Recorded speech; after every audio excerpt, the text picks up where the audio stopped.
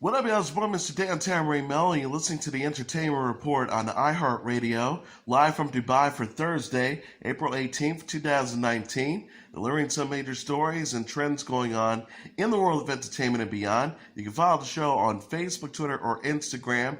Facebook.com/The Entertainment Report with Ray Melo, that's RAYMELO. On Twitter at The Enter Report, or on Instagram at The Entertainment Report. You can listen to the show anytime you want on iHeartRadio. Just go to iHeart.com or your iHeart phone app, search for The Entertainment Report, and it'll take you to the page.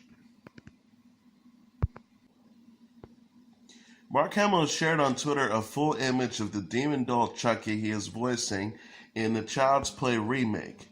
Hamill captioned the photo of the boy doll with red hair and huge brown eyes. He's more than a toy. He's your best friend. Your first look at Chucky is here. Don't miss that Child's Play movie in theaters June 21st. Hashtag Child's Play movie. Hashtag Time to Play. The haunted toy is wearing a stripped shirt, denim overalls, and sneakers, and holding a huge knife. There are shadows across Chucky's face, and the doll is set against a dark background. Starring Aubrey Plaza, Gabriel Bateman, and Brian Tyree Henry, the horror movie is due in theaters on June 21st. It was directed by Lars Kjellberg and written by Tyler Burton Smith. The film is a remake of Don Mancini's 1988 movie, which has spawned 6 sequels, most recently Cult of Chucky in 2017. A Chucky television show led by Mancini is also in the works. Brad Dourif lent his voice to Chucky in the previous installments in the franchise. Neither Dourif nor Mancini are involved with the remake. The X-Men take on a dangerous mission in space that has dire consequences in the final trailer for Dark Phoenix. The clip released on Wednesday featured an X-Men team led by Mystique, played by Jennifer Lawrence, blasting off into space in order to save a stranded NASA crew. Things go wrong when a cosmic force hits Jean Grey, played by Sophie Turner, helping her to transform into the all-powerful and unstable Phoenix. The X-Men then grapple with how they should deal with this new threat, while Magneto, played by Michael Fassbender, confronts Jean to take her out. Jean says, "Are you threatening me?" before she easily destroys Magneto's signature helmet and sends the villain flying. Professor X, played by James McAvoy, Cyclops, played by Ty Sheridan, Beast, played by Nicholas Hoult, Quicksilver, played by Evan Peters, Storm, played by Alexander Shipp, Nightcrawler, played by Cody Smith-McPhee, and Jessica Chastain also make appearances. Dark Phoenix, written and directed by X-Men franchise producer Simon Kinberg, is set to arrive in theaters on June 7th. American Gods actor Pablo Schreiber is signed on to star in Showtime's adaptation of the Halo video game franchise. The cable network tweeted on Wednesday it's time to suit up. At Schreiber_Pablo has been listed as Master Chief. He'll play the iconic Spartan superhero and humanity's last hope against the alien covenant in our upcoming series, #Halo, #Showtime. Schreiber wrote in his own post, "This one is special. Huge thanks to at Showtime, at Ambien, and number 341I for trusting me with this iconic character. Can't wait to get to work on helping to bring this incredible world to life. Game on." The show was first announced last June. Schreiber is also known for his roles in First Man and Skyscraper. Production began this week in Scotland on Season 5 of the historical drama Highlander, stars announced. Based on the Diana Gabaldon's best-selling series of novels, the show stars Katrina Balfe and Sam Heughan as Claire and Jamie, a couple beginning their new lives together in 18th century North Carolina following a time-traveling induced 20-year separation and death-defying exploits that took them from Scotland to France to Jamaica. Claire is married, former World War II nurse-turned-surgeon who's magically transported through time to the 18th century where she falls in love with the Scottish Highlander, Jamie. Executive producer Matthew B. Roberts said in a statement Tuesday, in Season 4, Jamie and Claire's decision to remain in a new world changes the course of their lives together. After being struck by the beauty of the North Carolina wilderness, untamed and uncultivated, they choose to call home Fraser's Ridge. He added, however, what is a dream for some is a nightmare for others. Being at the center of the birth of America is often a bloody and violent and heartbreaking matter. Now in Season 5, Jamie and Claire's duty is not only to love their loved ones, but the community of sellers forming part of the ever-increasing clan Fraser. On Tuesday, Balfour retweeted a photo of Claire, Smiley, and Jamie with the caption, "Just a couple of kids, 20 plus years in, #Outlander Season 5. The series has already been renewed through Season 6, and Madonna recently announced she plans to add at least 2 more books to her 8-novel series. Alex Trebek, who is battling stage 4 pancreatic cancer, said he plans to return to host Season 36 of his television game show Jeopardy. Trebek said in a Twitter video Wednesday, "I'm feeling good. I'm continuing my therapy, and we, the staff, are already working on our next season, the 36th year of Jeopardy. So I look forward to seeing you once again in September with all kinds of good stuff." Trebek revealed his health crisis in March. In Wednesday's video, he thanked fans for their warm wishes and support in recent weeks. Netflix says Wednesday it has ordered 6 episodes of a new comedy series executive produced and starring Mike Myers. Myers is known for his work on Saturday Night Live as well as the Shrek, Austin Powers, and Wayne's World film franchise. He was most recently seen playing a supporting role in Bohemian Rhapsody. He will play multiple people in his as-of-yet untitled half-hour streaming show. Myers said in a statement, "I love creating characters, and Netflix has given me a fantastic playground to play in." No details about the project's setting or anticipated premiere date were immediately released. Amazon Prime Video has announced John Cusack will star in its U.S. adaptation of the British drama Utopia. The streaming service tweeted on Tuesday a drama series by Gillian Flynn starring John Cusack as an actual Utopia, so this works. Variety says Gone Girl scribe Flynn will serve as the showrunner for Utopia. iReporter says the series is about a group of young people hunted by a mysterious organization after they discover an underground comic book filled with conspiracy theories. Cusack will play a philanthropic tech genius on the show. The actor is known for his work in the films Better Off Dead, Say Anything, Grosse Point Blank, Midnight in the Garden of Good and Evil, High Fidelity, Being John Malkovich, and America's Sweetheart. Utopia marks his first series regular role. Netflix has announced that the first season of its upcoming television adaptation of the fantasy saga The Witcher will arrive in the fall. Netflix Chief Content Officer Ted Sarandos made the announcement on Wednesday during an earnings call, stating that The Witcher would debut during the company's fourth quarter, which runs from October to December. Superman star Henry Cavill is set to portray main character Geralt of Rivia in the series, which is based on author Andrzej Sapkowski's best-selling series of novels. The Witcher was also previously adapted into a popular video game series from developer CD Projekt Red. Geralt is a hunter known as a Witcher who uses special natural abilities to battle deadly monsters. The 8-episode series will follow Geralt as he comes into contact with a powerful sorceress and a young princess with a dark secret. Freya Allen, Anya Chalotra, Jodie May, and Mimi Nwendy are also set to star. Netflix also announced that Season 3 of The Crown will be released in the second half of 2019 after July 1st. No exact release dates for The Witcher and The Crown Season 3 were announced. Julia Dreyfus discussed on Late Night how she feels President Donald Trump's administration has made her political comedy VEEP seem quaint by comparison. The actress told host Seth Meyers on Tuesday, "It feels like this current administration, I won't even name his name, but it feels as if he's doing a better episode of the show than we are." She continued about how VEEP has evolved to reflect the current political climate in its 7th and final season. "I think the season reflects it. I think it's more extreme, it's more out there, and what we're trying to do this season, had we tried it 4 seasons ago, would have been too outrageous and too broad."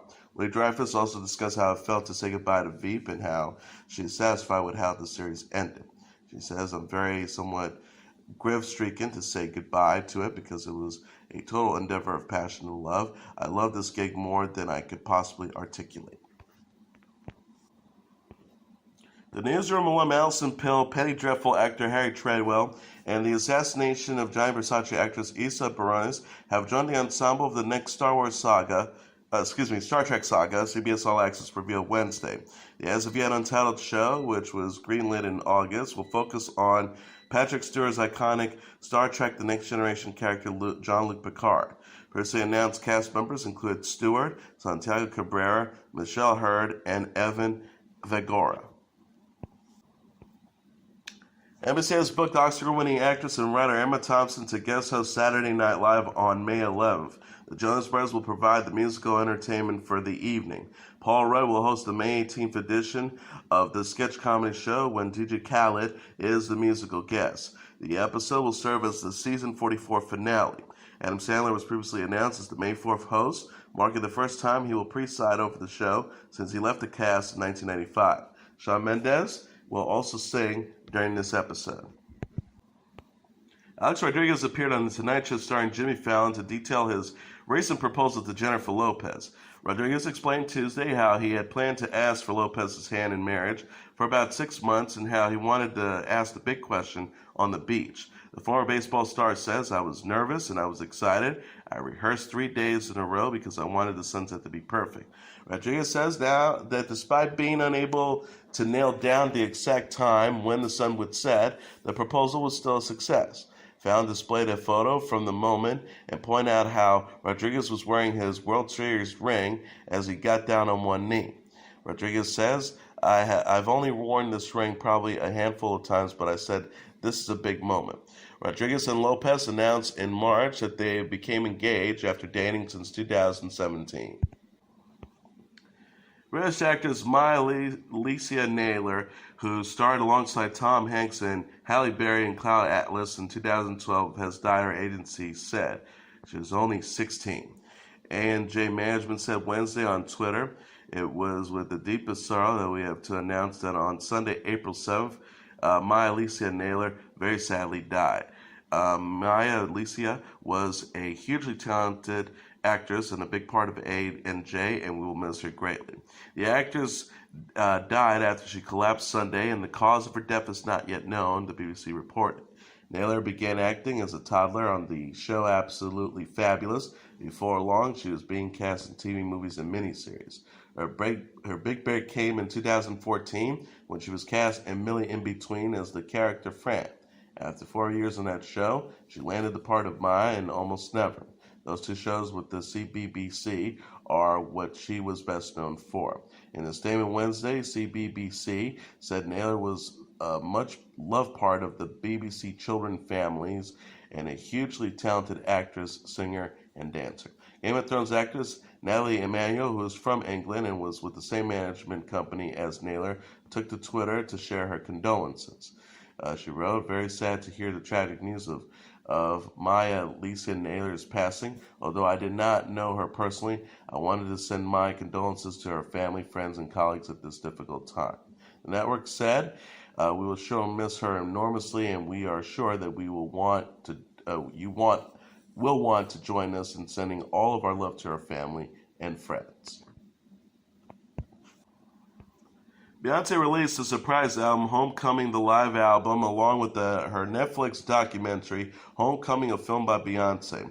The album featured the new song Before I Let Go and is now available on digital platforms. The documentary, which featured candid footage and interviews, is about the singer's trailblazing appearance at Coachella last year, where she became the first black woman to headline the highly profile music festival. Her performance paid homage to America's historically black colleges and universities, as well as the African-American artists and activists who influenced the music superstar. Beyonce directed the film and starred in after giving birth to her twins, Sir and Rumi, in June 2017. Beyonce said about the project in a statement, "It was one of the hardest jobs I had taken on, but I knew I had to push myself and my team to go beyond great to legendary." She says, "We knew nothing like this was ever done on a festival level before, and it needed to be iconic beyond compare. The performance was an homage to an important part of an African-American culture. It had to be true to those who know and entertain and enlightening to those who needed to learn. In making the film and retelling the story, the purpose remains the same." Frank Ocean has graced the cover of Gay Letter magazine, with the private singer giving a rare interview about his career and his move away from major labels. Ocean's last album, Blonde, was released independently in 2016, shortly after the release of Endless, which ended his deal with Universal's Def Jam. The move has been praised by other artists such as A$AP Rocky, as Blonde was widely considered to be Ocean's true second album following 2012's Channel Orange. Ocean told Gay Letter in the interview published on Tuesday about leaving Def Jam and the release of Endless and Blonde. I feel at peace with all of that. I feel like the best outcome for myself was that outcome, and I feel proud of what I was able to get done with it. I love the music and the art that came out of that period, as well as the visual work. It's definitely a period I look back on fondly. Ocean also discussed the pitfalls of working with major labels. He says, well, with major music labels, you're going to be deflowered.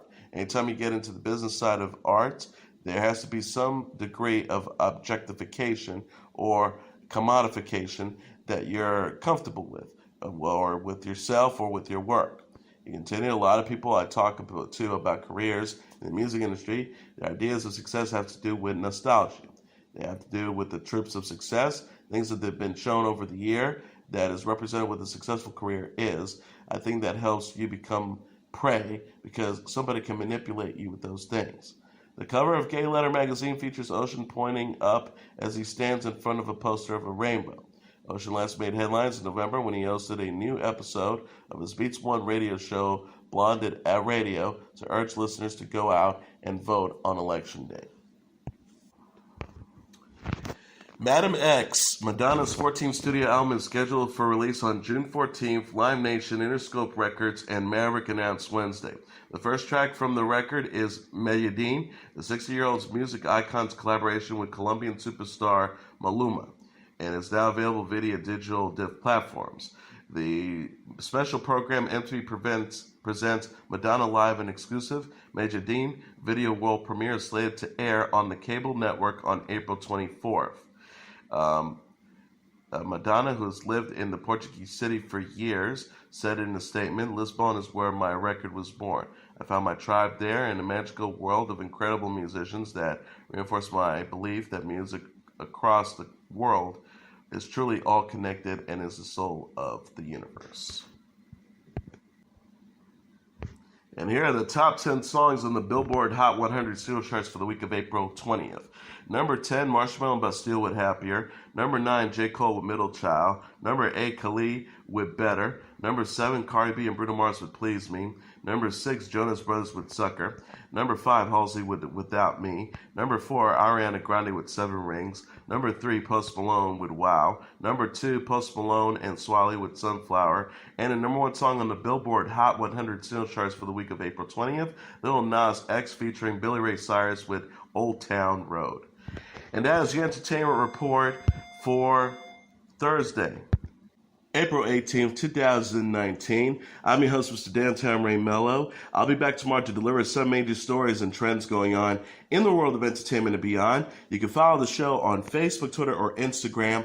Facebook.com/The Entertainment Report with Ray Melo. That's RAYMELO. On Twitter at The Enter Report, or on Instagram at The Entertainment Report. You can listen to this episode or any previous episodes of The Entertainment Report anytime you want on iHeartRadio. Just go to iHeart.com or your iHeart phone app. Search for The Entertainment Report, and it'll take you to the page. Good night, and God bless you all.